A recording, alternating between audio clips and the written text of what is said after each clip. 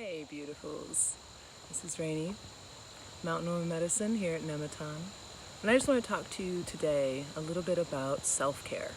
Self-care medicines, plants around us, as well as a little bit of the mindset that's involved. So one of the things I want to show you is that I am sitting here in front of some goldenrod that I harvested. This is a Solidago genus. There's about 17 different varieties of goldenrod. This is one of the varieties that I love to harvest for massage oils. So if I hold it at a distance, you can kind of see how big of a plume it is. It's got little ends that kind of curl to the sides. I'm not going to get too much into the botanical side of it because what I really want to talk about is harvesting it and what we're going to do with it. So what I do is I grab a nice big branch of this and I pull off all of these little flowers, right? And I put them down into a bowl and I shred them all off until I have a nice big bowl of flowers. And I sort of started gathering a few things here this morning. This is meadowsweet and some mint and some loosestrife and some heal-all. These are things that are going to make really great massage oils. Massage oils for the skin, for the mind. When we tend our bodies, we're also tending our minds. We're tending our souls, our spirits. When we touch our skin, we are bringing an awareness into our bodies. And that right there is part of the base beginnings of self-care, is bringing that attention back into our being. And so when we make medicines from these plants, goodness, they smell amazing. The goldenrod smells sort of like a florally pine.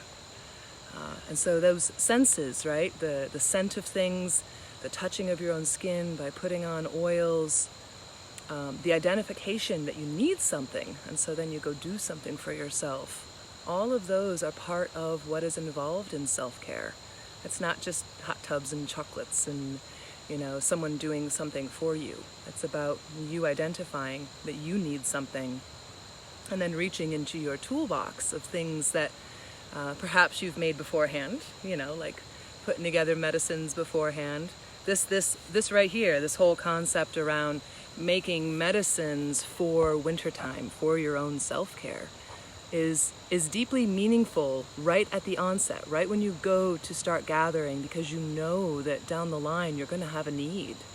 You're already setting the intention in yourself as well as in the plant medicines that you're going to reach for them when you need them. And that also you thought ahead to preserve, and so thereby it's like sending your own understandings, your spirit ahead of you to know what it is that you're going to need. And then the biggest trick is just to remember to use them, right? We can get so wrapped up in our feelings and in our emotions and in the craziness of the world around us that we can totally forget that the power that we have is right in our hearts. It's in our hands. It's in our medicines. It's in the enjoyance of life and the deeply delving into the sensory experience that is the life around us. Here I sit in this little hollowed nook of Nematon where there's all sorts of things growing around me, and I sit my ass right down on the ground so that I can really feel into what is needed. And it's not a thinking, it's a listening. At some point, maybe I'll hop back on and share a song that had come to me one of the times when I was really struggling with self-care, and it was really all about putting your ass down on the ground and listening. When you find yourself spinning around, you sit down and you listen. There's no amount of thinking that's going to give you the self-care that you need. The thinking part, right? Sometimes we can have a talk with the mental side of ourselves that likes to ramble on about how bad life is or how bad life is going to get, or how much there is no way that we can control what's going on. And at the end of the day, that doesn't really give us anything of value. It just gives us a vent for our buildup of emotional frustration. Let's use that. Let's use that and do something well with it. So I'm going to be turning these into infused oils. I like to do simples, which means one plant in one bottle. I like using grapeseed oil because it absorbs well into the skin. You can also use olive oil. Olive oil is nice and cheap. Sometimes grapeseed is as well at the grocery store. And I'm just gonna pull off these flowers. I'm gonna put them fresh into the oil. I'm gonna push them down below that oil line in a jar so they're gonna mold less. And then keep a really good eye on them for a week or two. Sometimes it can only be in there 3 or 4 days. Sometimes it can be in there a week or more. And when you start to see a hint of mold or a hint of like a fuzzy outline with the flowers in the jar, it's time to remove them. Don't press them extra hard because you don't want to remove the moisture from the plant and put it into your oil because that'll make it go rancid much quicker. And then you bottle up that oil and then you remember to pull it out and use it when you need. Goldenrod oil, goldenrod put on topically helps to soothe sore muscles.